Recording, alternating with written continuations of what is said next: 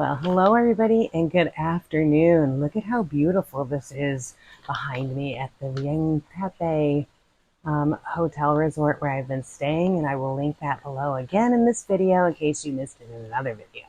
But today I wanted to talk about there's 8 things that I have learned. I've been in Thailand now for 10 days, 5 of them in Bangkok and 5 of them in Chiang Mai.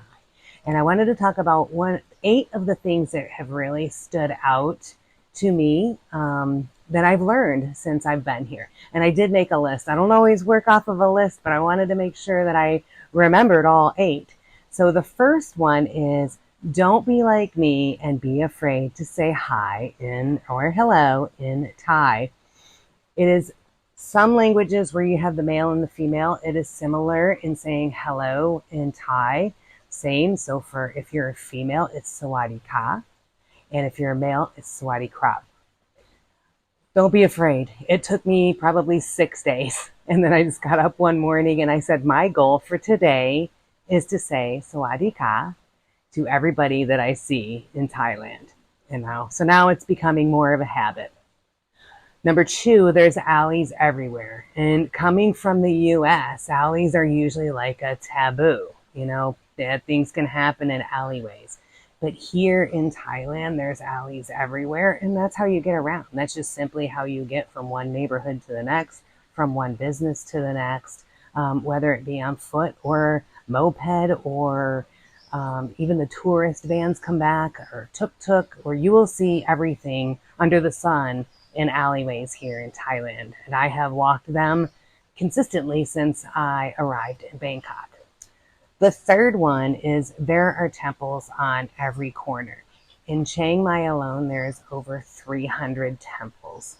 Now, when I go out and I start walking around, I just stumble across them. I'm not even searching for them. And it just simply amazes me that maybe from people from Thailand, it's just the norm. It's just how they were raised. They always saw it. But for me, it's just so awesome to just be taking my morning walk, and I just walk past the temple. And so what I've started doing is I have a very baggy, oversized pair of kind of like you call elephant pants, but they're solid black, and I always have those in my bag. And then this way I can throw them on over my shorts so that I am able to go into a temple. So the requirements are that, ladies, you need to be covered down to below your knees and your shoulders need to be covered. And do remember, they'll have signs everywhere that when you get to the steps that you are to remove your shoes, whether you're a man or a woman. Number 4 is be prepared. You're not going to have the same type of code regulations, especially coming from the US, that you do have in other countries. The sidewalks are uneven. There's chunks of tiles or cement that are missing and have just been left like that. The curbs and steps, they're not all the same heights, lengths, widths that you're used to. A lot of times there's no railings. So just be prepared if you do have mobility issues. That you're going to want to be able to make an adjustment. Maybe bring a collapsible cane with you if you need some more stability or so forth. But it's just the difference, as you start to travel around the world, that you see that everything is not necessarily as regulated and regimented as from where you're coming from. And that's okay. That's the whole reason why you decided to travel, right? Was to experience different things. And that can be things that maybe are good and things that maybe you have to make an adjustment for, because here in Thailand, that's the way it is. So number 5, if you need to use the bathroom, restroom, whatever you call it everywhere else, here it is called toilet. And it was the same thing when I went to Amsterdam. It is called toilet. If you ask for a restroom or you ask for a bathroom, a lot of times you can see the big giant flashing question mark going above somebody's head because they just don't use that. So try to get in the habit, when you get here, if you do need to use that, to ask for where is the toilet. And you'll see where everything that is a toilet is labeled a toilet. Also, another tip is You know, I'm a hiker and I always carried a Kahlua cloth when I was hiking. And I saw from another backpacker, and a tip was hers was to carry a Kahlua cloth. And if you're not familiar with what that is, it's a reusable microbial, I guess is how you say it, pea rag. And it folds in half. I should have brought it down here with me. I didn't even think to bring it down here with me, but I'll throw a little picture really quick up at the end so that you can see what it looks like. And I'll put a link in the description if you want to purchase one. Now, I purchased 2 brand new ones before I came here. One stays in my crossbody bag or my fanny pack, whatever I'm carrying that day, and another one in my backpack. And I can tell you from taking several of the guided tours that I have, that there are a lot of places that do not have toilet paper at all. So you can opt to carry some. I do carry a partial roll in my backpack, but definitely having the Kahlua cloth that's reusable, that you can keep all the time in there and just wash it and then stick it in there. You will never have to worry about remembering to pack out toilet paper. Let's see, what else do we have? Number 6. You definitely, especially, I brought a lot of my hiking gear because it's air wicking and it's light, but it is not light enough for Thailand here in the months of August and September. And that being said, if you're in northern Thailand in the winter months, it may be a little bit cooler.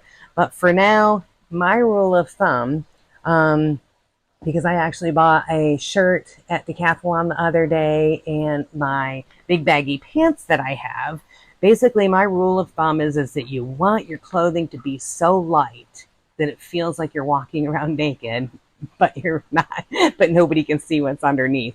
And if you can master that, that will be huge in your comfort levels here within the heat, and especially when you're in the sun. Now, that being said, there are a lot of people that I see in the middle of the day in jeans and even with jackets on, and they're not even breaking a sweat. I am not that type of person. So the rule of thumb is you want your clothes to be so light and so air wicking that you feel like you're naked walking around the streets, but you're not naked. Okay? Number 7 is the cost of living is a lot lower and really crazy from what I am used to in the United States. But that doesn't mean that you still can't overpay for things, because coming from the West, whether you have money or not, you are seen to have money. And I know already that I have overpaid for some things since I've been here. I believe in 2 different things. I kind of look at it like this, is that if I have it to give, I'm not going to squabble over a dollar. And I also believe in karma. So I believe in, if somebody blatantly scams you, karma is going to come back to them. But you're the one that's giving. So then that good karma should come back to you in some way, shape, or form. So just, the longer that you are in other countries, you will get more comfortable with how things work. But just be advised that even though you're coming here and things are very much less expensive than what you're used to, you can still overpay in some places. I hear a lot of people, when they refer to, especially Southeast Asia, use the word cheap. I don't like the word cheap. And the only reason why I say that is because typically when you think of the word cheap, it means less quality. And coming here, I feel like just because it is less expensive, and I'm really going to try to make sure that I'm using terms like that, less expensive than what I'm used to, the quality does not suffer because of that. And I hope that, for those of you that have come over here, that you'll agree with that. The food that I'm paying substantially a lot less for is way better than what I was eating just a couple weeks ago before I left. The service that I receive, and so, add all of those things up with the things that you're buying. So try not to use the word cheap in relation. Use less expensive, more affordable, more value for your dollar, whatever, because the quality of everything here in Thailand that I have been exposed to so far is certainly not lacking. And the final one that I have is that coming here is allowing me to really evaluate how I'm able to take care of myself better than I have been in quite a long time. And it's simply because it's much more affordable. I'm able to, the better food doesn't cost more. Um, I'm getting farm to table. I can definitely tell you that there's a lot of things that are illegal in a lot of countries that we allow into the United States. And I've really been able to tell that. I've really been able to, like, sometimes when I order something, it doesn't have the sweetness, it doesn't have that potency, it doesn't have that strange taste, that I don't know what's in it. And so that's a big part of it. Also, the work-life balance, just the access to everything, the walkability of both places that I've been, and always having a pool, always having a gym, always having those things that are just available to you, and being able to have the time to utilize them, because I am living in a more affordable location and I'm not spending all of my time working. I don't miss having a car. um, I feel like if I need to get somewhere, there's a million people right out on that street that will take me wherever I want to go.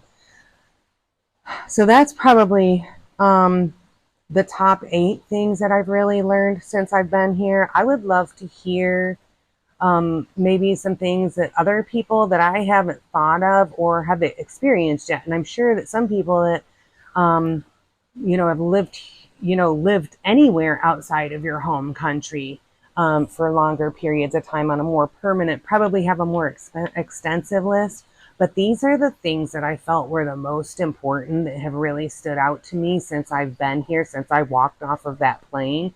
And I feel like having 5 days in Bangkok and 5 days here in Chiang Mai have given me enough time now to really kind of like go through and really see what are the things that were most impactful. And I'm going to summarize them here really quick without explaining them again. But the first one is, don't be afraid to say hello in Thai. Sawadee ka. If you screw it up, who cares? At least you're trying.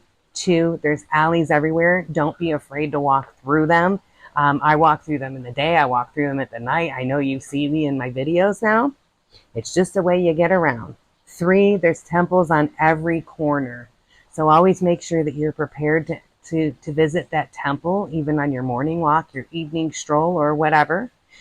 4, be prepared for the uneven walkways, the lack of curbs, or the steps that are out of the normal code compliances that you're used to, or not having railings, or traffic not stopping when you get to the edge of the curb. Like all of that stuff. That's just things that you're just going to have to, kind of learn and become accustomed to. And being a blogger, I've had to really learn to pay attention because, yeah, you can't just be looking at your phone and not paying attention to the sidewalk.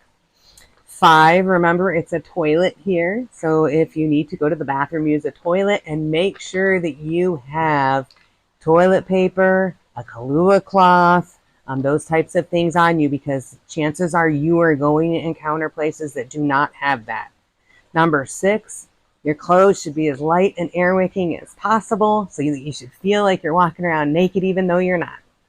Number 7, the cost of living is super affordable here, but that doesn't mean cheap, and that doesn't mean that it lacks quality. Quality is actually better. And number 8, that coming here has allowed me to really focus on like the importance of taking care of my health.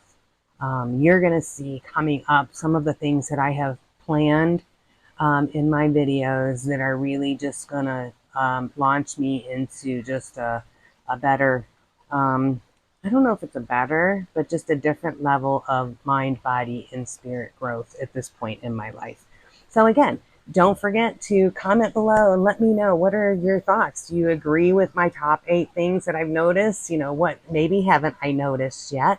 And comment below. And thank you so much for watching, and everybody have a great day. And if you like this video, like it, share it, and don't forget to subscribe to my channel. All right, take care, everybody. Bye.